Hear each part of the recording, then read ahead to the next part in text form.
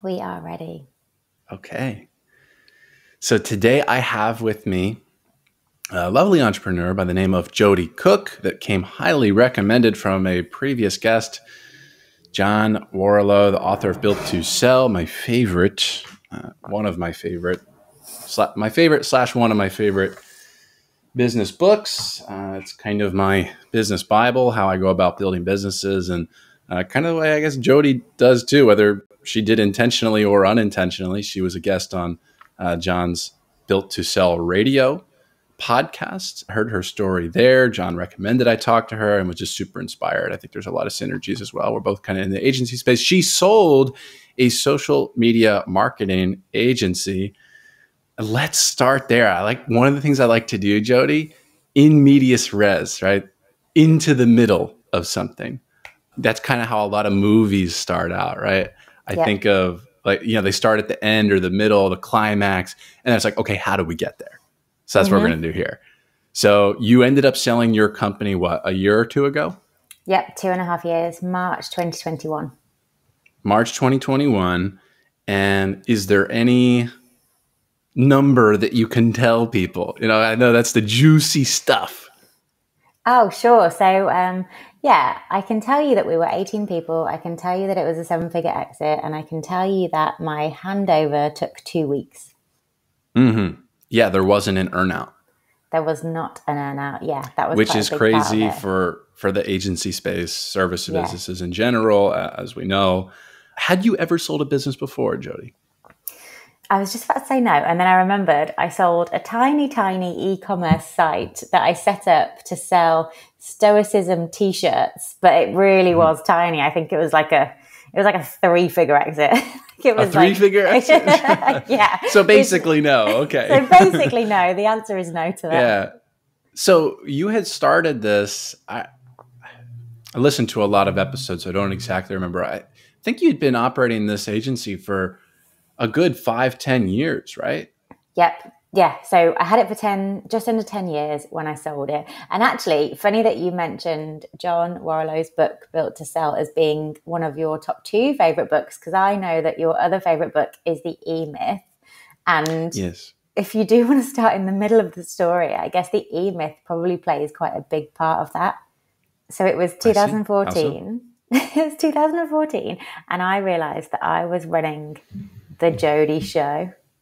And maybe a lot of agency owners are also running the insert your name here show, where the entire business runs because they exist as a person, and it would not run if they didn't exist as a person.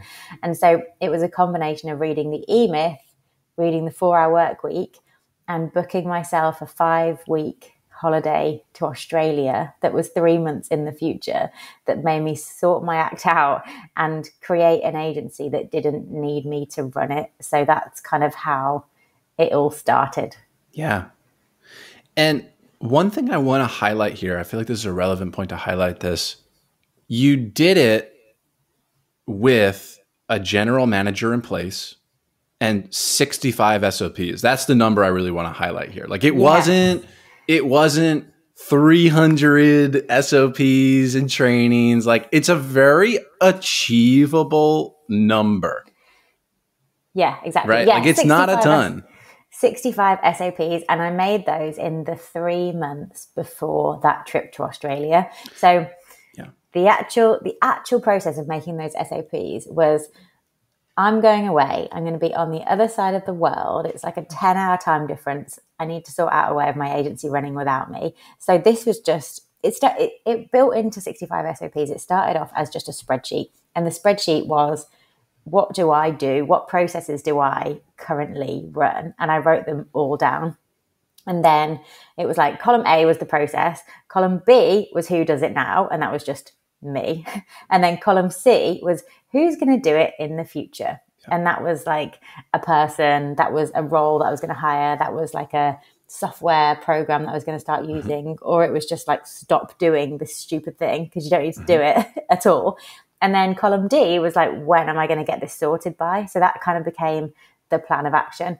And then my general manager came after that, but it it was very much as a result of identifying, I need someone to be an authority here. I need someone to be in charge of stuff. It's not just going to work if it's just me running stuff with a bunch of freelancers or just other agencies. Yeah. So for each SOP, you had a current and future owner. So in essence, one person owned an entire, an SOP. So that was the original spreadsheet was like the kind of the process spreadsheet. And then each of the 65 processes I'd written out, and I went granular on these. It wasn't just like buying office supplies. It was like, this is the company credit card. Who's in charge of it? What should you do? What's the numbers? Like, what should you do if this happens? It was real, if this, then that, lots of granular detail, probably too much detail, but I figured I'd rather put too much because then they can just, if they don't need it, then they don't need to use it. But yeah, it was those 65 that were then followed by various other people. I guess a lot of them I wrote myself, but it was better when I got the person who was now responsible for that process to write them, because I'd be like, hey, you're going to be in charge of this. Or, well, I'd ask them if they wanted to be in charge of it. Then they'd say yes. Then I'd explain the process. And then I'd say, can you take the notes and can you write this up? And then I found that they had much more ownership when it was them that had written it rather than following this set of instructions that I'd written. So it was a mix of me writing and other people writing them as well. Yeah. And then with the SOP library or whatever you want to call it, did everyone have access to all SOPs, or was it kind of like sectioned out, only certain people can have access to the credit card SOPs and whatnot? What was that? Yeah. I mean, I'd probably do it differently now, but back in 2014, it was just a very simple Excel spreadsheet with a bunch of tabs, and each tab was each of the different SOPs. And then it got exported into PDFs. It was really that simple. And those PDFs were in folders. There was a folder that was for everyone. There was a folder that was just for management team. There was a folder that was maybe just for accounts. It was it was exactly as you say. It was, you only need to have access to the SOP if you need to know it. Yeah. And then it is interesting. I see that working both ways. Like some companies are like, oh, everyone has access to all SOPs. Everyone should know how to do every job in the company and stuff like that. And I've seen that work very well, but I've also seen your instance work pretty well also. I don't think there's any correct answer there. I was just more curious. And then did you ever take this from Excel to a PDF to ever a learning management system of any kind? No, didn't take it to a learning management system, but I would say that the entire ethos of having a manual was very much used throughout the team. So me and Joanna and the team leaders, it was very much like if we got asked a question that we knew was in the manual, we'd push back and we'd say, it's funny that you're asking me that. I'm sure it's in the manual. And then we'd be like, have you checked the manual? And then someone would be like, no. And then they'd go, the next time they wouldn't want to be asked that question. So they'd go check the manual first. So it started to become this thing have you checked the manual? Check it first. Because I think it's all very well having the SOPs, but you have to actually get people to use them. Otherwise it's no use. And if someone does ask you a question that you know full well is already documented, the easy thing to do is to answer it, because it just, it ticks a box, they go away, you get that dopamine hit. But really it's no, I'm not going to answer this because this is the reason I made it. And I'd say that ethos went further as well with especially Joanna, who was my general manager and who was there from probably about 2016 till she's still there now, even though the company's sold. And she was really good at, firstly, her job that was operational excellence. It was she had one job description, operational excellence. But she was really proud of when she could solve something and not bug me with it. So she saw it as her duty to protect my time. And we kind of had this phrase, I guess. So if something ever happened with clients or with team or with anything that just can go wrong in agency life, you know what it's like.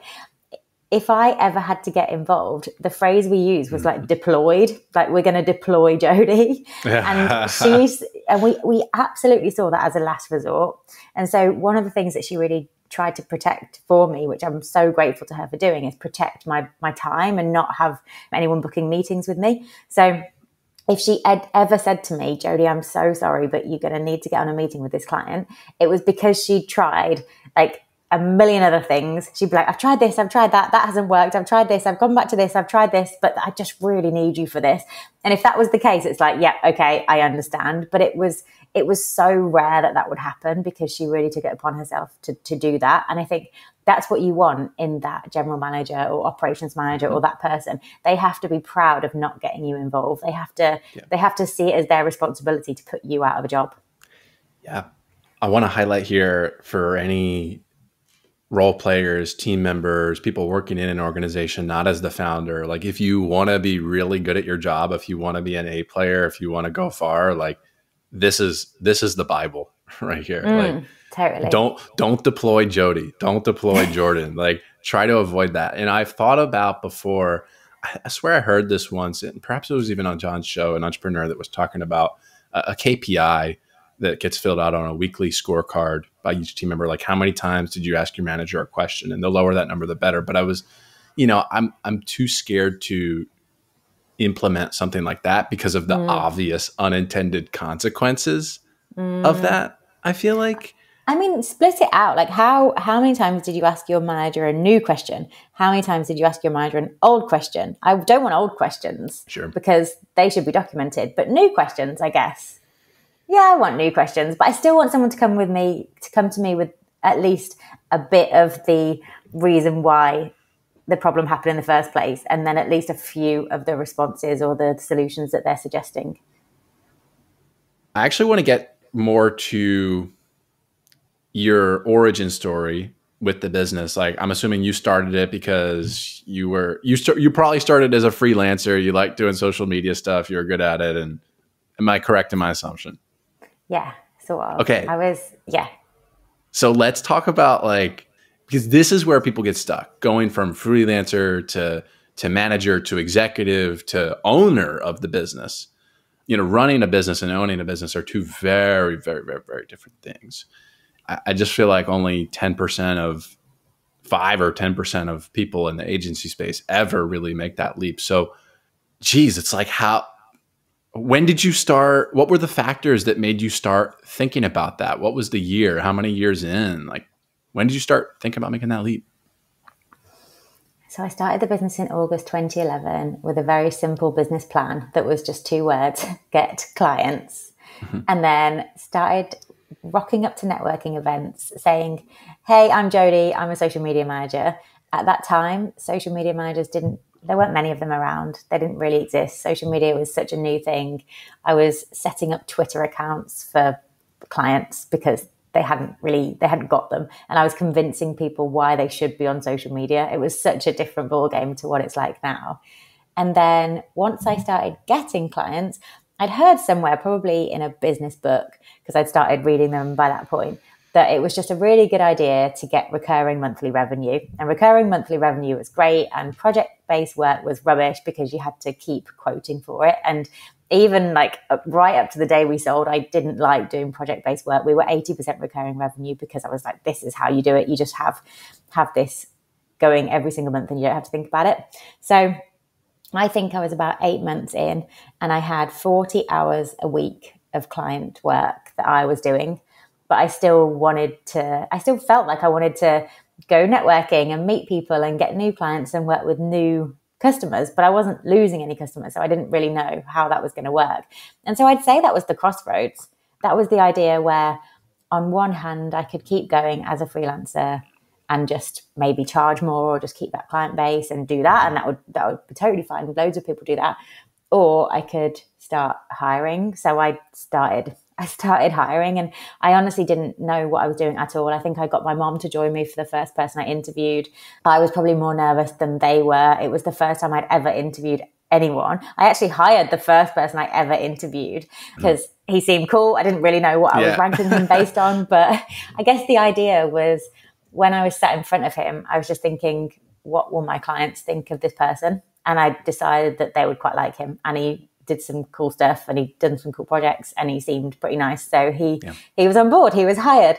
And so what I did then was I just went about passing my clients to him and training him to pretty much do my job and do exactly what I was doing. So I think that was about 8 months in. I hired the second person pretty soon after that, because I realized that once I'd handed over my clients, I had all this time to do sales. And so sales came pretty quickly. So I think the second person I hired within another couple of months after that.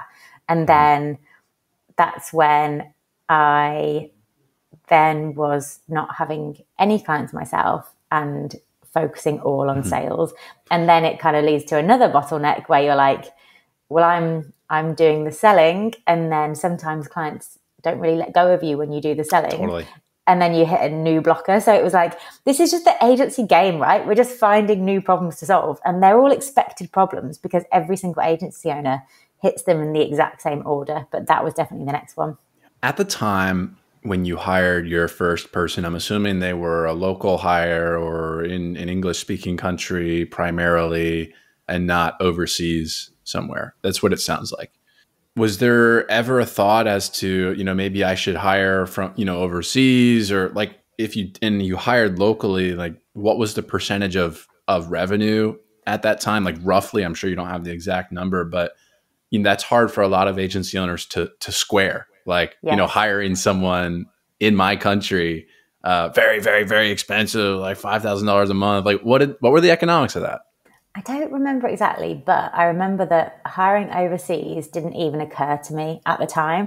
I think I was way pre all that. I was pre 4-hour work week. I was pre like Upwork. Maybe that year was pre Upwork. I don't know, but it just wasn't even a thing. So I think I advertised with like a local university, took on board a new graduate who kind of roughly spoke the lingo of social media, and who I figured I could just teach my methods, because I mean, at the time, and maybe even now, there's not this giant rule book on exactly how to do it. And I really enjoyed that. It wasn't like we were starting an accountancy firm where the rules of accountancy has been the same for like decades and decades. It was like, we're kind of making it up as we go along. And so it's okay to get someone who is fresh out of university.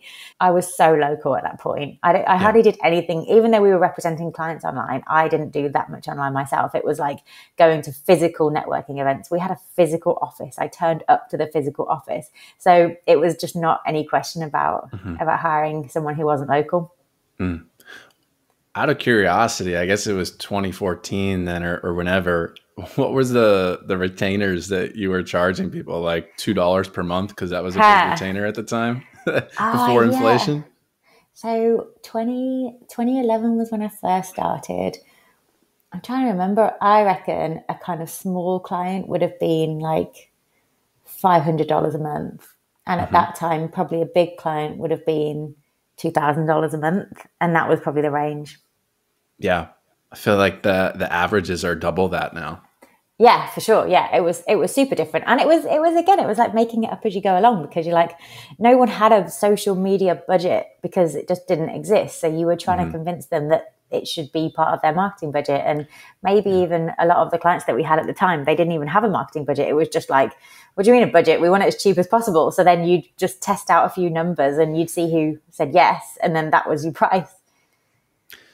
So you had, $500 to $2,000 per month. I mean, roughly, you had 40 hours of work per week. How many clients was that, roughly? Maybe 20? No, it wouldn't have been 20. It would have been maybe like 10, but various different sizes. Back then, probably very important to know, we didn't have like a niche or a niche, as you guys call them. It was like, we didn't niche down at all. It was just social media and social media management, and we were representing people across all different platforms. I think if I was starting an agency now, I would niche down platform, and I would probably niche down industry. So I'd be like, we do Instagram for dentists, or like we do Facebook ads for e-commerce furniture companies, or something like that. That's what I would do now. But back then it was so different. The kind of analogy I've used before is rabbits, deer, and elephants to describe the types of client sizes. And we were mainly going after like rabbits and deer as to the kind of size. So like the idea with rabbits is that they're those kind of $500 a month clients, or whatever your kind of lowest tier is. There's loads of them around. Once you catch one, you can catch loads of the same, because they all talk to each other and they just kind of multiply. Deer take a bit more effort to catch, but they can kind of feed you for longer. They're more sustained. They're like a nice juicy size, but they're not like so sought after like elephants, and elephants might be those that you pitch for. So it takes like maybe 2 or 3 people to do this multi-stage pitch. But once you have them, like they're really big, they're really juicy, they can last for a very long time, and they can kind of feed you very well. We were very much, we started with rabbits, we went on to deer, and then throughout the 10 years we had like a few elephants, but we weren't really set up to look after elephants. Like we didn't really go after pitches, we didn't really try and get really big clients. At the time we had one that was 20% of our revenue, but when they clicked their fingers, everything stopped. And I really hated the idea that all our other clients would have to suffer because this elephant was stomping around. So I didn't really enjoy that. We were much better deer hunters. Now I'm going to go back to this, and you're going to see what I'm doing. I'm reverse engine because I'm just so interested in this. Backtracking. So you had about 10 clients, and you made this first hire. I'm guessing that's $15,000 to $20,000 or pounds per month, perhaps. How much did you pay your first hire, if you don't mind me asking? I have no idea. I honestly have no idea. It was such a long time so ago. Interested. Yeah, I don't know. I'll dig it out, and we can put it in the show notes or something. I will find out. So you have an account manager at this point then. And how did you transition current clients to, hey, here's this new person, I'm out? Like, what was that like? Yeah, so I think I started bringing him with me to meetings. I started giving him different kind of tasks within the work to do, and started seeing how he got on. I think at first I was a bit scared about it, and I definitely at first retained being the main point of contact for the client. So it was very much, he was a kind of assistant account manager, and I guess I was still the main account manager until he could kind of take over completely, and then take over the communications, which is a really big part of it. But I remember that we had this one client who was a comedian, and he had this act, and he was doing all these shows around the country, and he just did Edinburgh Fringe Festival, and he had all these ideas and this potential. And we were representing him on Twitter. And I remember I got a call from him being like, hey, I want to talk to you about your new team member. And I was like, oh my God, no, what's he done? Because I just handed over this person. He might have been the first one I handed over. I was just really worried. I was like, oh my God, I was prepared to be like, I'm so sorry, I'll take it back. I'll never pass you over again. And he went, no, it's really good. He's actually written some really good tweets for me. I'm wondering if you would mind if I use them in my comedy show. And so he actually used these tweets that my team member had written, and I went and saw him in a comedy show, and he repeated them back on stage as if they were his. Nice. And I was like so proud. And so I feel like that was the moment where I just thought, this is going to be okay. If we can do it with that guy, we can do this with anyone. It's not going to hold us back. What was like the frame that you gave to your clients, as to why they should accept this new person and you leaving? How'd you frame that? I don't think I said I was leaving. I think I said I was getting help with their account. Right. I think I said you were that still I the would, point of contact. Yeah. Yeah, to start with. And then eventually I think I just slowly started being like, well, hey, we've got this meeting coming up, or we've got this report. Like, are you okay to send it them? Like, what do you need from me? Are you comfortable with this? I guess I was making sure that the team member was comfortable first, because I figured happy team, like, they come first. Your team members are happy, your clients are happy, and it just works like that. So that started happening. He became more confident. He realized that this client was like not some dragon that was out to get them, but just a nice guy. And then it worked from there. Yeah. What was that? Again, long time ago. You might not remember, but 1 to 3 months transition period. What was that time frame? Probably about 1 to 3 months, yeah. At first, it would have been he was kind of an assistant, and then it would have been gradually take on more clients and gradually speak to more clients. And then after that, it was like, Jodie, who's Jodie? And then that allowed me to do more sales, and that allowed me to hire more people. And I think probably something important to mention as well is I really wanted to be irrelevant at this point, because I think I'd probably figured out, maybe from reading the E-Myth or from reading the 4-Hour Work Week, that it wasn't a good thing to want to be so important that everyone needs you all the time. I think I was kind of past that. And I named the agent, because my name's Jodie Cook and the agency was called JC Social Media. So at the start, I probably hadn't been thinking about that. But by that time, it was like, no, this is really good. The more invisible I am to clients, the more I can be visible, like online and at events and things, the more that we grow, but the more I don't need to do all the work all the time. Mm-hmm. So then when you had some account managers in place, what were some of the operational or fulfillment service delivery challenges you started encountering? So I think getting people up to speed, given that we were doing such a wide range of services, was probably a big challenge. And so what we found in the team was that people would naturally just be good at some platforms and less bothered about other ones. And then eventually that was to do with the sales team, because they'd make sure that they were giving the account managers the platforms of the clients that suited their skills. What else? I think that once you as the owner are not involved in the communication, you still want to make sure that it's in your style, on brand. You still want to make sure that it's like someone's carrying through the reputation of the company in the right way. But that was a lot to do with the training, I think. If like no one's going to join your team and just know exactly how to run a client meeting how you want them to. They're just not going to know. You have to train them, and that starts by them seeing what you do, because they'll just mirror it, and they'll just shadow you, and they'll repeat back your phrases, and then you kind of don't need to worry about it because they'll work it out from there. But the manual was a really big part of that, because we went down to such granular detail that it didn't leave anything to chance. So it was things like, when you open a conversation with a client, tell them about something exciting. Don't tell them about your really long commute. Don't tell them about how ill you're feeling, or tell them something positive. Ask them about them. Be interested in them. And we would put it sounds like such basic stuff to you and me, or it might sound like such basic stuff to a business owner. But if you include it, it's just like, oh, okay, that's what I do. And then someone follows it, and then they just take it as normal. And then all of a sudden they're running meetings that you feel really proud to have them as part of your team. So training and then trusting was like a big ethos, just a big kind of mantra that I had throughout all of that.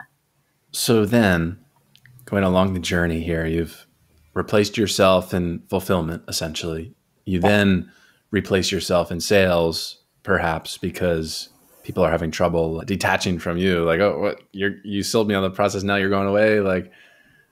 So what came next? What was the next phase? I think detaching myself from sales was probably a bigger job than detaching myself from account management, weirdly. And what I realized is that I was the main person who did sales for quite a long time, for probably about the first 4 years. And then after that, I had one sales support, and then eventually two, and one was business development manager and one was kind of an ops manager, and they both did a fantastic job, but then they both kind of did the same role as each other, but just at different times. They were both part-time. But both of those people had never been account managers. So no matter how close they got with a prospect or how close they got with a client, that client would never ask them to write a tweet. But they would ask me to write a tweet because they knew that I could do it. So that was the hard thing. It was like, yeah, I know, but that's not my job anymore. And people always want past versions of you. They want the version of you that's in their head, not the version of you that actually exists. So if someone sees it as, oh, this business owner is selling me this contract and then they're going to deliver it, that's what they believe. And then they're going to be disappointed when that doesn't really happen. So what I figured out was just that it wasn't really going to work unless I wasn't in that process altogether. Yeah. And so then I became really behind the scenes, and those two ran it amazingly. And then it was a similar situation as with Joanna. It was like, do you need to deploy Jodie? Do you need help with this proposal? Do you need help with something else? And we had this goal within the sales team where it was like if they could take an inquiry, because all our inquiries were inbound, so they would take the inquiries that came through each day, they would speak to them, they would write a proposal, they would follow them up, do all that kind of stuff, and then sign them up and hand them over. Their goal was to do all of that without me. And that's their measure of success. Yeah. That was their kind of KPI. And so because we were always tending towards this write perfect proposals or do things without Jodie, it was like they're both very competitive and very motivated to do that. Yeah. So it worked out pretty well in the end, but that had to be the goal in order to get there. As you're talking, I'm realizing a mini epiphany about myself that I've been doing recently. I think for much of the past year, I deploy myself sometimes without even my team asking. I go kind of like a parent that solves their kids' problems for them. I'm kind of in a way doing that sometimes. So now I'm aware of it. Yes. It's so normal. It's so normal because with everyone, not just you, but with everyone, it's going to be ego getting involved because we like feeling needed. We like solving problems. That's probably one of the major things that I kind of missed after I sold. It was like, oh my God, no one needs me anymore. And it's really strange because at the time you're like, it's nice to have that buzz of your email or your phone and being like, oh, Jodie, we've got this really hard problem. Only you can solve it. It's like, who wouldn't want to hear that? But the thing is, you just keep yourself playing so small if you do that. So then you just have to, as hard as it is, you have to find the bigger problems to solve and stop delving in and trying to solve the smaller ones. Well, this is wonderful. Your voice is a pleasure to listen to. You've got a very nice voice. I appreciate you coming on and sharing today. I want to talk about Coach Vox here because I'm pretty intrigued by that. And that's coming out September 1st. We'll talk about that. But is there any bow that you would put on your agency journey? And of course, I would recommend, here's my thing, Jodie. Like, I don't try and repeat, I hear someone on another interview, and I did this early on, 5 years ago. I'd hear someone on another podcast, and then I try to replicate like the same podcast. I don't do that anymore. You can go listen to Jodie on Built to Sell, hear how she achieved selling a business without an earnout and stuff like that. I highly recommend that interview on Built to Sell Radio with John Warrilow and Jodie Cook. But is there any bow that you'd put on your agency journey here? Yes, for sure. I think I would say if there are any agency owners listening, not sure the direction that they want to take their agency in, I would say decide what game you're playing, because you can play any game with agency. It's kind of a magical business. You can use it as a lifestyle design business that you can go and travel the world while someone else runs it. You can use it as a performance business that you could grow to be really big. You could acquire other agencies. You could play that game. Or you could use it as this is my art. Like, I really love what I do. I'm going to be the artist and I'm just going to build a team around me that helps me be an artist. Or you could play I'm going to build it and sell it game. It's like anything. You can do anything you want, but it's just decide the game that you want to play first, because I don't think that you should straddle the strategies. And it's so easy to do that when other people are running agencies with their idea in mind of what success looks like. But I'd say decide what it is to you first and then work back from there. Quick question, actually. I meant to ask this earlier. Did you ever have doubts early on about the business model, or maybe I should pivot and do something else? Like, did you ever think about that? Yeah, all the time. One of my first bosses actually was a owner of a print and promotion company. We would sell promotional like mugs and t-shirts and like merch, like swag basically. And I remember he was always talking about how many easier ways there were of making money. And so when I was running an agency, I had that in my head, like, sure, there are easier ways of making money. Like, there must be, other than, clients and team members and all this stuff that we have to deal with. But then I just thought, everyone thinks that. Everyone thinks there are easier ways of money. Everyone thinks there are easier ways of making money. It's far better to just shut up and just make money. Yeah, than, exactly. Always be having the doubts and letting the doubts take over.